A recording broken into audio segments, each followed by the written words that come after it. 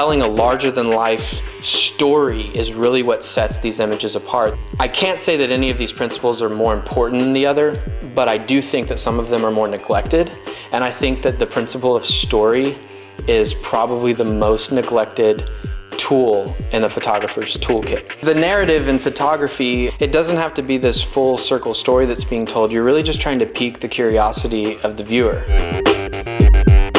Samuel Coleridge said it great. He talked about a suspension of disbelief. Suspension of disbelief refers to justifying the use of fantastic or unrealistic elements in art and literature by infusing human interest and a semblance of truth into an otherwise unbelievable narrative. The artist inspires a willing suspension of judgment on its implausibility. The implausibility of the narrative is my bread and butter. Look at the image of Zach United. Guys surrounded by the cops, they've got their guns drawn, he's got the megaphone. What is going on there? What's happening? Why do they have their guns drawn? You suspend your disbelief long enough to think, what did that guy do that the cops did that? It's fantastical, it's larger than life, it's totally implausible.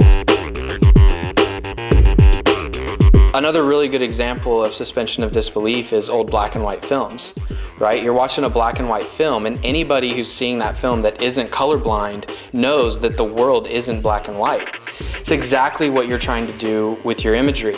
You're trying to get people to put aside even the limitations of the medium. If you can kind of tap into that, you're gonna take your work to another level. Even the Laszlo photo, there's nothing too crazy about that. There's enough suspension of disbelief to where you don't ask why those guys are in the middle of a field leaning against a Corvette. You think more like, dude, I wish I was there.